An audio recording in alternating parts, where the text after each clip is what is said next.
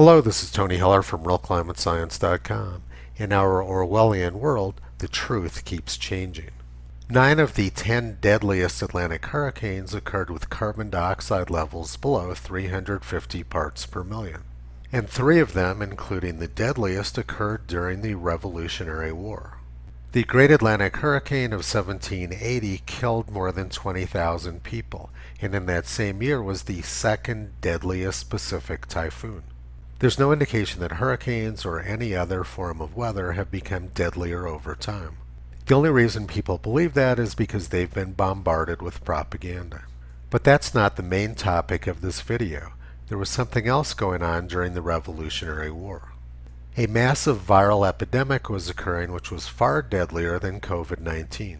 George Washington nearly died from smallpox and his face was heavily scarred from the disease. The smallpox epidemic threatened to wipe out the army, so George Washington made a decision to do something illegal. He intentionally exposed his troops to small amounts of the virus in a process called variolation. A small percentage of the troops died, but for the most part his efforts were successful. He created herd immunity in the troops by exposing them to a controlled amount of the virus. What he did was similar to how vaccines work. Variolation stimulated the immune system in order to create immunity. However, not everyone was as successful as George Washington. King George III in Britain tried the same technique on his son Octavius, and the boy died a horrible death. This devastated the king and ruined his life. Not long after that, another Englishman named Edward Jenner developed a much safer vaccination technique. He discovered that milkmaids very rarely suffered from smallpox. This is because they were exposed to a similar but much less virulent virus called cowpox. The cowpox stimulated the same antibody response which protected against smallpox. Because of Dr. Jenner's efforts, millions of people were saved from smallpox. About 50 years later, another Englishman named Dr. Robert Farr did a very detailed statistical study of smallpox. He discovered that the number of deaths in an epidemic rapidly rises and then rapidly falls in a symmetrical curve. What happens is that viruses spread very rapidly and kill off most of the vulnerable population, and then there's a very rapid decline. This is a classic curve for what herd immunity looks like. It is now known as a Farr curve. The 1918-1919 flu pandemic had 3 of these curves before it finally disappeared. That epidemic was much deadlier than COVID-19. It killed about 3% of the world's population, as compared to 0.02% for COVID. And the average age of death for the Spanish flu was 28 years old, as compared to 79 years old for COVID-19. For young people, the Spanish flu was thousands of times deadlier than COVID-19. The virus came and went in classic Farr curves and then disappeared without a vaccine. The population had reached herd immunity. Every one of these airborne viruses in history has disappeared through herd immunity. But in the year 2020, there's a political agenda, so the term herd immunity became another word for mass murder. Someone should probably tell CNN that herd immunity is actually 2 words, but that's the least of their problems. The last thing which the press would have wanted to see before the election was an end to the epidemic. Let's go back now to the beginning of the lockdowns in March. By mid-March, Italy had reported that the average age of death was 79 years old, and 99% of those who died from the virus had other illnesses. Italy reported that no young, healthy people had died, but this certainly wasn't going to make its way onto CNN, MSNBC, or any of the other propaganda outlets. Their job was to terrify the general public. This is the current graph from the CDC showing the percentage of COVID-19 deaths sorted by age groups. Less than 200 people under the age of 18 have died from COVID-19 in the United States. School children are more likely to die being transported to school than they are from the disease itself. They have a 0.0002% chance of dying from this disease. 95% of the deaths in the United States have been people over the age of 50. The average age of death is 79 years old, and more than half of the deaths have occurred in nursing homes. Nursing homes have been a serious problem all over the world because the population there are very vulnerable. Many of the people in nursing homes are already sick. If the government really wanted to flatten the curve, they would have focused on protecting nursing homes and protecting other vulnerable elderly people who are likely to end up in the hospital. But instead, the government focused on taking away the jobs of young people and keeping children out of school. In most countries, the government response made no sense, but Sweden was an exception. Sweden never locked down and they never issued a mask mandate. They never closed their under-16 schools, they never closed their restaurants and bars, and they never shut their borders.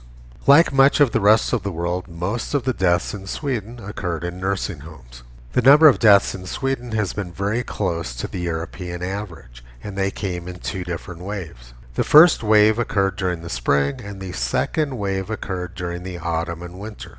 This is exactly the same shaped curve as occurs for all other coronaviruses. Every coronavirus sees a spike early in the year and a spike near the end of the year. New York has had the highest death rate in the world despite very severe lockdowns, but the shape of their curve is also very similar. However, if we look at the death curves in New York, we see something quite different. New York had a lot of deaths in the spring, but not so many in the autumn. This is because Governor Cuomo already killed off most of the vulnerable population. He sent thousands of sick people into nursing homes. There just aren't that many people left in New York who are likely to die from this disease. The government already killed them off. But the New York Times just reported that intensive care units are filling up nationwide and have been for weeks. But if we actually look at the data from Johns Hopkins University, we can see that around most of the country the virus peaked about a month ago and it's been dropping off sharply ever since. I live in Wyoming, and in my part of the world the virus is rapidly disappearing. The number of new cases in Wyoming is down almost 3/4 from a month ago. Our neighbors in South Dakota have seen a nearly identical curve. South Dakota has been heavily bashed by the press because they refused to lock down, they refused to issue mask mandates, and Governor Kristi Noem refused to implement tyranny.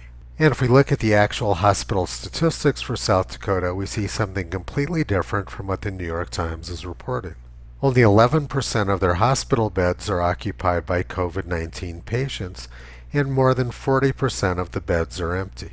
And for South Dakota ICU beds, more than 1/3 are empty, and less than 30% are occupied by COVID-19 patients. South Dakota has destroyed the alarmist narrative of the press, so the press simply lies about it. And here in Wyoming, where cases are down 75%, the press doesn't even mention the decline. The press is simply not interested in facts. They have an agenda to push. So now let's go back to October when CNN was describing herd immunity as mass murder. There was a massive propaganda campaign to get rid of Dr. Scott Atlas, who was advising the president. The press needed to get rid of him because, unlike Dr. Fauci, Dr. Atlas was actually promoting legitimate science. Dr. Atlas was pointing out the fact that in order to get rid of the virus, most of the population was going to have to become immune, which is otherwise known as herd immunity.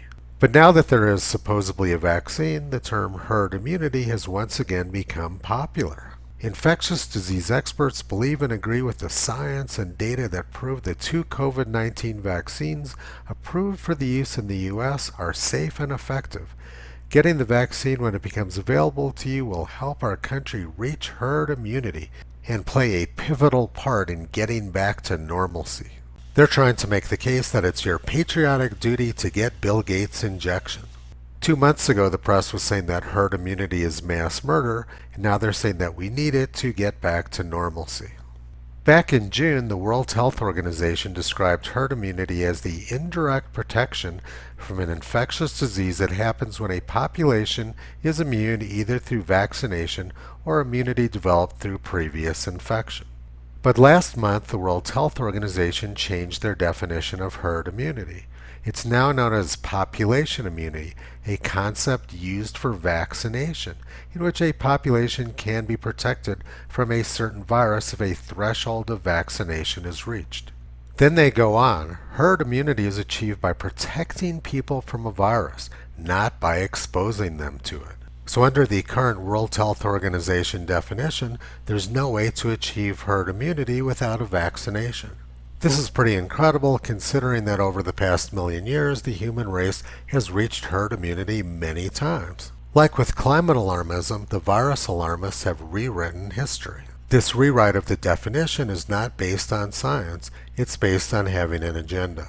So last month, the World Health Organization changed the story about viruses, which has been understood since before George Washington. The World Health Organization is largely funded by Bill Gates, and Bill Gates wants to give an injection to everybody on the planet. But you don't have a choice. People act like you have a choice. Normalcy only returns when we've largely vaccinated the entire global population. And so this is what Bill Gates wants, so there should be no surprise that the World Health Organization has changed their definition of herd immunity. Now they're saying that everybody has to get a vaccine. Bill Gates provides a lot of their funding, so they do what he asks them to do. Now let's compare the current narrative to what Dr. Fauci said last May. Fauci expressed optimism Tuesday that a vaccine will be found for the coronavirus within a year or two. His confidence stemmed from the fact that most people can fight off the virus themselves, offering scientists an opportunity to devise a way to get the body to combat it better. Based on what Fauci was saying, it's easy to infer that most people don't need a vaccine. In fact, the virus has only killed 0.0002% of the population under the age of 19. Almost all children can fight off this virus with their natural immunity. So why is Dr. Fauci pushing vaccines on children? Based on his words, tens of millions of children have been kept out of school this year. And now he's telling children that he rescued Christmas by vaccinating Santa Claus. The guy is using his trust as a public figure to push vaccines on children, most of whom don't need it. Fauci and the World Health Organization obviously have an agenda to push vaccines. But now let's take a look at Fauci claiming to get the vaccine himself. I felt a little bit achy, but nothing to be bothering or distracting me. Went to bed last night, had a good night's sleep. Woke up this morning, the only thing I have is just a little bit of a soreness in the arm. Watch the video closely. It shows him getting the injection in his left arm yesterday, and today he's grabbing his right arm. I felt a little bit achy, but nothing to be bothering or distracting me. Went to bed last night, had a good night's sleep. Woke up this morning, the only thing I have is just a little bit of a soreness in the arm. If you look closely at the video, you can see that it doesn't actually show him getting an injection. It's all just propaganda, and if I go back to what we were discussing at the beginning of the video, they've now merged coronavirus and climate change. If you've been following me, you know that I predicted this back in March. The lockdowns looked very much like the implementation of the Green New Deal. Today is Christmas, and I'm going to finish up this video with some words from 2 Corinthians 11. Such men are false apostles, deceitful workmen, disguising themselves as apostles of God. And no wonder, for even Satan disguises himself as an angel of light. So it is no surprise if his servants also disguise themselves as servants of righteousness. People like Dr. Fauci and Michael Mann like to pretend that they're serving the public interest. At this point, they may even have deluded themselves into believing that it's true, but the reality is that they have another agenda which they're pushing. And the agenda which they're pushing is extremely destructive. In the 1840s, Charles Mackay wrote the book Extraordinary Popular Delusions and the Madness of Crowds. In this book, he said, "Man, it has been well said, think in herds, it will be seen that they go mad in herds, while they only recover their senses slowly and one by one." And this is the real herd immunity which we need. We need immunity from manipulation and from mass delusion. Toto has been pulling back the curtain on junk science and mass delusion for over a decade. You can visit him and Carrie on the web at realclimatescience.com.